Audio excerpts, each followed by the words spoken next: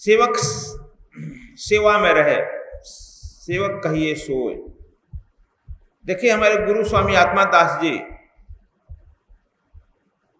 अपने गुरु के गद्दी पर महंथी वह नहीं लिए थे। महंथी मिला था तो लोग गया होगा तब बेलपथरा, वहां कोई और है बैठा था। ये तो आकर के यहां रहने लगे, अपने भक्त लोग यहां आश्रम बना दिए जहां तुम लोग 7, 8, 9 मई को पहुंच रहा है।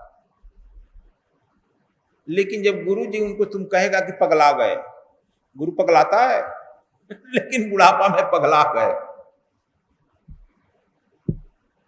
तो वहां के जो लोग महंथी लिया, सब लोग धन संपत्ति लिया, वे सब लोग उनके गुरु को पहुंचा दिया यहाँ पर गंगा तट पर कि आप ही इनकी सेवा कर सकते हैं, हम लोग नहीं करेंगे। क्या हो गया भाई, आप लोग महंथी लिया सब धन दौलत, कहा कि हम लोग बस के नहीं है, कभी टट्टी कर देते हैं, कभी पेशाब कर देते हैं, खाट गंदा कर देते हैं, कभी कई कर देते हैं। यह समझो कि तुम्हारी परीक्षा भी तो हो रही है, तुम नहीं जानता हो। स्वामी आत्मा दास जी उस समय जवान थे, बड़ी चलती थी उनकी, अब बहुत, चूंकि उनका 3 भाषा में समान था विद्वता। जैसे वह हिंदी में बोलते थे वैसे ही संस्कृत में बोलते थे, वैसे ही अंग्रेजी में बोलते थे, वैसे ही बंगला में बोलते थे। 4 भाषा, बंगला, हिंदी, संस्कृत और अंग्रेजी पैरेलल बोलते थे। सब लोग कहते थे गजब है, कैसे पढ़ लिए। और बड़े बड़े मूर्धन्य विद्वानों के सामने वह बोलते थे, लोग बोलती बंद होती थी। बहुत मूर्धन्य विद्वान भी थे, लेकिन इनको हरदम लोग काशी के लोग मिलकर इनके परमहंस की पदवी दिया था। परमहंस स्वामी आत्मादास ये परमहंस गति को प्राप्त किए। इन्होंने उस स्वरूप में अपने गुरु को साष्टांग प्रणाम किया। साष्टांग प्रणाम के मतलब समझता है नहीं, दंड प्रणाम कहते हैं। जैसे डंडा रखता है वो सीधा, डंडा गुरु को देखते गिर जाता है, जैसे उसी तरह से साष्टांग प्रणाम भारत में नियम, देखकर गिर गया।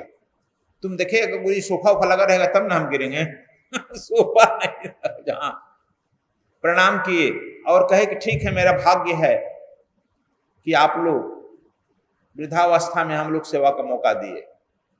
आप लोग बड़े उदार चित्त के हैं, उदार चेता, कि ऐसा सुना वाला मौका आप लोग हमको लेकर के यहाँ आए देने के लिए। आप सब लोगों को भी मेरा प्रणाम। और सुबह बहुत मान धान से कपड़ा रुपया पैसा से विदाई किए। आपने हमारे गुरु को हमारे नजदीक वृद्धा में सभा कर दिए। समझ गया?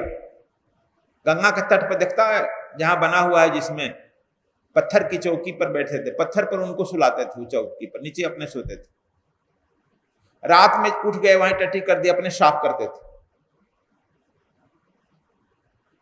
जबकि 7 भाइयों के बीच में 2-2 घोड़े पर सवार करते थे। घर में राजकीय जिंदगी बिताए हैं, यहाँ पर बिताते हैं। यहाँ पर देखो गुरु जी कितना, जब लोग सेवा चेला लोग दौड़ता था, कहते नहीं गुरु हमारे हैं ना, परमात्मा ने भेजा है, गंगा माँ की कृपा है हम पर, भेजी है हमारे लिए सेवा। देख रही है यहाँ पर गंगा, परमात्मा देख रहा है।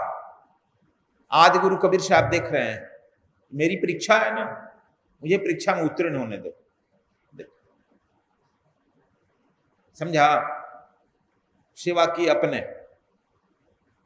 3 महीना जब सेवा इतना अपने से किए, स्नान कराने से, भोजन कराने से लेके सब कुछ, तुम समझेगा। 12 बजे रात्रि में गंगा स्वयं प्रकट होकर के और सोने के थाल में खीर लेकर आई और स्वामी आत्मादास जी कही कि बेटा यह खीर खाओ, मैं प्रसन्न हूं, मैं जो है तुम्हारे चंद्रवंश के हो, तुमसे यह तुम्हारे गुरु सेवा से प्रसन्न हूं, यह तुम खाओ और गुरु जी को खिला दो और तुम्हारे गुरु भी ठीक हो जाएगा, तुम जो है सर्वज्ञ हो जाएगा। अब देखो, कहे गंगा जी देख रही है। अब तुम कहेगा गंगा जी भी नदी भी लेकर प्रकट होती है गंगा जी नदी नहीं है, इसीलिए भगवान कृष्ण कहते हैं, क्या कहते हैं, श्रोतानाम जहानवी अस्मि, श्रोतानाम जहानवी अस्मि। श्रोताओं में नदियों में गंगा हूं ना। और उसके 3 महीने जब ये स्वस्थ हो गए, अपने सेवा में रहने लगे वहां पर, तो भी कहते कि नहीं गुरुजी आप ही इसी पर रहिए, मैं नीचे ही सोऊंगा आपका। ठीक उसके 3 महीना के बाद कबीर साहब इसी ज्येष्ठ पूर्णिमा आया और जेठ में पूर्णिमा को कबीर साहब प्रकट हो गए और वे प्रकट होकर कहे कि स्वामी आत्मादास जी, आप जो है पूर्णत्व को प्राप्त कर गया, यह आपकी परीक्षा थी गुरु सेवा में। आप अपने गुरु साहब को